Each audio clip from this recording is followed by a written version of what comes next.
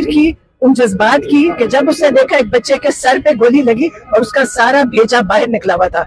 जवान बच्चा था, आज तक कोई उसका जिक्र नहीं करता। खाकी पतलून की क्या हैसियत है? खाकी पतलून तो हमारे टैक्स से पैसों की जो ये पहनते हैं, इसकी हैसियत क्या है? इस्लाम के नाज़रीन, मैं हूं लंदन से अमजद चौधरी। नाज़रीन, एक इंडियन फिल्म का डायलॉग था कि किसी को इतना मत डराओ कि उसका डर ही खत्म हो जाए। यही कुछ हुआ है जनाब, इन्होंने किया है न्याजी खानदान के साथ, शौकत खानम के खानदान के साथ, कि उनको डराते डराते इन्होंने इतना डराया है कि अब उनकी जो खवातीन हैं उनका भी बिल्कुल डर खत्म हो गया है। उनकी बहनें जो हैं वो अपने बच्चों की इवन जो उनको गिरफ्तार किया गया, अगवा किया गया, उनके ऊपर जिस तरह 9 मई कितने महीनों के बाद, 27 महीनों के बाद 9 मई फिर बच्चे देने शुरू हो गया और उनके दोनों बेटों को 9 मई में मुलव्वस करने की जो वह साजिश है। एक तो जो उनके बड़े बेटे हैं उनकी तो वाइफ ने सारी तफसील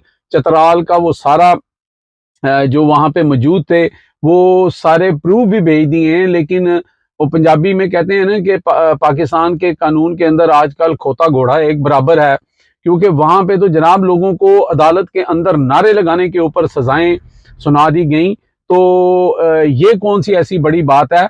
और उसके साथ एक वीडियो जो है वो चलाई जा रही है जो कि कान्हा के जलसे की वीडियो है, जिसमें अलीमा खान उनका वो बड़ा साहबजादा शोरेज और उसके साथ मेरा ख्याल है कि जो एक और खातून है, उनका ज़हन से नाम निकल गया है, आप देखेंगे तो पहचान लेंगे। तो वो लोग जो हैं वो वॉक करते हुए उधर जा रहे हैं और मुबैना तौर पर ये पता लगा है कि मीडिया चैनल को ये फुटेज खास तौर पर भेजी गई है कि ये चलाई जाए ताकि ये बयान बनाया जाए कि जनाब ये देखें हमारे पास ये फुटेज आ गई है। हालांकि वो फुटेज जो है वो कान्हा वाला जो जलसा था पीटीआई का उसकी थी। अब दूसरी बात यहाँ पे ये है कि इसका एक ट्विस्टिंग एंगल भी है कि जब पीटीआई वाले या उनकी हमशीराएं या जो भी लोग या सोशल मीडिया के ऊपर लोग कहेंगे नहीं जी ये तो इन्वॉल्व ही नहीं था, ये तो वहां था ही नहीं, तो फिर ये है कि जो शेर शाह है उसके ऊपर शिकंजा कसा जाएगा। क्योंकि देखें ना, ये एक चीज को अच्छा जी वो तो नहीं था तो वो तो था, भाई वो था, वो खड़ा हुआ है हसन न्याजी के साथ। और हसन न्याजी जो है उनकी वालदा ने जो आज कहा है वो भी हम आपको सुनाते हैं। सबके 14 तबक रोशन किए उन्होंने, वो जो डर वाली बात मैं कह रहा हूँ वो उन्होंने की है। अच्छा, अब उसका छोटा सा क्लिप आपने शुरू में देख लिया है, तो वो आगे चल के पूरा क्लिप मैं आपको सुनाता हूँ। तो अब बात यह है कि अगर वहां पे शेर शाह खड़ा था हसन न्याजी के साथ खामोशी से, शलवार कमीज पहनी हुई है, तो भाई अपनी गाड़ी पे खड़ा था, बाहर खड़ा था सड़क के ऊपर, उसकी अगर कोई सजा बनती है तो दे दो, ठीक है। क्या किया उसने? कोई तोड़फोड़ की है, कोई आग लगाई है, कोई फुटेज आपके पास है, कोई नारेबाजी कर रहा था, कोई तकरीर कर रहा था? हसन न्याजी को आपने 10 साल सजा दे दी कि जनाब उसने जो है वो एक पतलून जो है उसको लहराया है, और उस पतलून के ऊपर जो उनकी वालदा ने कहा आप जरा वो सुन लें तो फिर आप फिर आगे बात करते हैं। ये सुने जरा। आपने कहा कि ये बच्चा वहां शहीद हुआ, आप कहते हैं खाकी पतलून की क्या हैसियत है? खाकी पतलून तो हमारे टैक्स से पैसों की जो ये पहनते हैं, इसकी हैसियत क्या है? और वो पतलून है जो 1971 में लोगों ने देखी थी। किसान ने तो तकरीर की, उन जज्बात की कि जब उसने देखा एक बच्चे के सर पे गोली लगी और उसका सारा भेजा बाहर निकला हुआ था। जवान बच्चा था, आज तक कोई उसका जिक्र नहीं करता। मुझे अफसोस होता है वो किसी का बच्चा था, कोई ना आप लोग पूछते कभी उस बच्चे का, आप लोगों ने ना उसकी कभी तस्वीर दिखाई, ना आपने कहा कि ये बच्चा वहां शहीद हुआ। आप कहते हैं खाकी पतलून की क्या हैसियत है? खाकी पतलून तो हमारे टैक्स से पैसों की जो ये पहनते हैं, इसकी हैसियत क्या है? और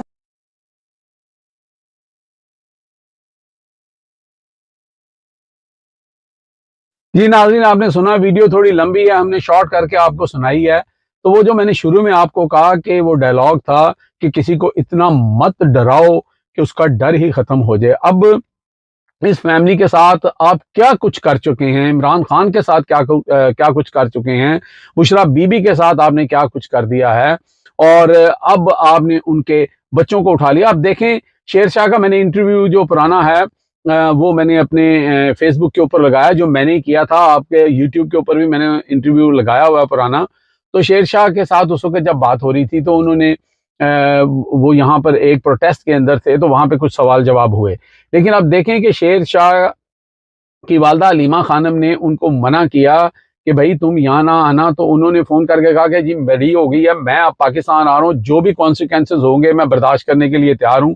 वहाँ मना करती रह गई कि भाई यहाँ पे कोई कानून नहीं है, यहाँ पे कोई इंसाफ नहीं है, यहाँ पे तो जो घरों में लोग बैठे हुए थे, जो कराची में थे, कोई हॉस्पिटल में था, कोई किधर था, बल्कि लोगों को तो 5-5 6-6 जगह के ऊपर एक ही दिन में एक ही वक्त में इन्होंने गिनवा दिया, और फिर टेबल के नीचे पर्दे के पीछे, और वहां पे इन्होंने अपने गवाहान जो हैं वो भी बना लिए। तो यहाँ तो कोई कानून नहीं है, जिसकी लाठी उसकी भैंस है, तो ना आओ। लेकिन उस बच्चे का देखें कि उसने कहा नहीं मैंने आना है, और आज उसको जो अदालत में पेश किया गया है, ये तस्वीर उसकी देखें आप। पहले बड़े भाई की स्माइल देखें, फिर ये छोटा भाई है इसकी स्माइल देखें, जो खुद सारी चीजें सारे खतरात के होते हुए भी, भांपते हुए भी आया। अब मुझे बताएं कि इस खानदान का मुकाबला आप किस तरह करेंगे? आप जिस तरह मुकाबला कर रहे हैं, मुकाबला इस तरह नहीं होता। मुकाबला होने के लिए असूल का तय करना, इंसाफ तय करना। नून लीग, पीपल्स पार्टी, वो ये तो किसी खेत की मूली नहीं है।